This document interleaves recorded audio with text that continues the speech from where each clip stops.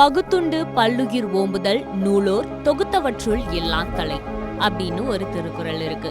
அதாவது இருப்போர் இல்லாதோர் என்றில்லாமல் கிடைத்ததை பகிர்ந்து கொண்டு எல்லா உயிர்களும் வாழ வேண்டும் என்ற சமநிலை கொள்கைக்கு ஈடானது வேறு எதுவுமே இல்லை அப்படிங்கிறது தான் இதோட பொருள்.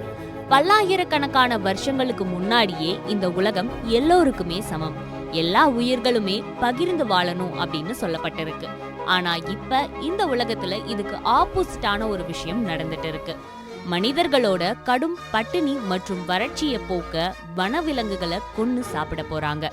எஸ், ஆப்பிரிக்கா கண்டத்துல உள்ள ஒரு சின்ன நாடு தான் நமீபியா. இங்க கிட்டத்தட்ட 25 லட்சத்துக்கும் மேற்பட்ட மக்கள் வாழ்றாங்க. உலகத்திலேயே அதிக அளவுல வறட்சியால பாதிக்கப்படுற கண்டங்கள்ல முதன்மை வகிப்பது ஆப்பிரிக்கா தான். அதுலயும் தென்னாப்பிரிக்காவோட நிலைமை இன்னும் மோசம்.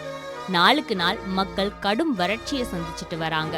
கடந்த அக்டோபர் மாசத்துல இருந்தே இங்க எல்னினோ காலநிலை மாற்றத்தால கடும் வறட்சி நிலவி வருது. சராசரியா அங்க தேவையான மழையை விட ரொம்பவே குறைவான சதவீதத்துல தான் மழையும் பதிவாகி இருக்கு. அதுல குறிப்பா நமீபியா நாட்டுல கடந்த அரை நூற்றாண்டுகள்ல இல்லாத அளவுக்கு வறட்சி நிலவி வருது.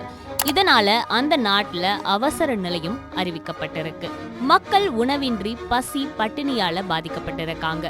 இதுக்காக ஆபத்துக்கு பாவம் இல்லைன்னு அவங்க எடுத்திருக்க முடிவுதான் பல நாடுகளிடையே அதிர்ச்சியை ஏற்படுத்தி இருக்கு.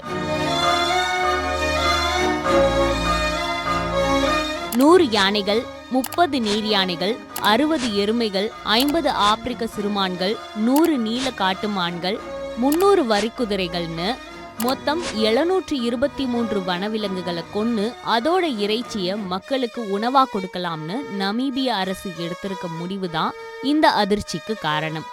தேசிய பூங்காக்கள் போன்ற இடங்கள்ல இருந்து ஒப்பந்தம் செய்யப்பட்ட தொழில்முறை வேட்டைக்காரர்களை வச்சு குறிப்பிட்ட எண்ணிக்கையில இந்த விலங்குகளை வேட்டையாட போறாங்க.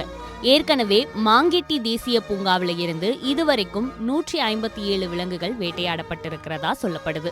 அதே வேளையில இறைச்சிக்காக வனவிலங்குகளை கொல்றது தென்னாப்பிரிக்கா போன்ற நாடுகள்ல புதுசு கிடையாது. வரிக்குதிரை, நீல காட்டு மான்களை பொதுவாவே அந்த மக்கள் சாப்பிடுவாங்க. நமீபியாவோட இந்த முடிவுக்கு பல நாடுகள்ல இருந்து எதிர்ப்புகள் கிளம்பி இருக்கு. ஆனா இந்த கடினமான நேரத்துல எங்க மக்களை காப்பாத்துறதுக்காக இந்த நடவடிக்கை அவசியமானதா இருக்கு அப்படின்னு அந்த நாட்டோட அதிகாரிகள் தெரிவிச்சிருக்காங்க. நமீபியா மட்டும் இல்லாம ஜிம்பாப்வே, மலாவி, ஜாம்பியா போன்ற ஆப்பிரிக்க நாடுகள்லயுமே இதே வறட்சி நிலைதான். தங்களோட நாட்டு மக்களை காப்பாத்த நமீபியா அரசு எடுத்திருக்க இந்த முடிவு சரியா தவறா என்ற விவாதம் ஒரு பக்கம் இருந்தாலும் நமக்கு இந்த நிலை வந்தா என்ன பண்றது அப்படிங்கிற பயம் நம் எல்லோரோட மனசுலயுமே வருது.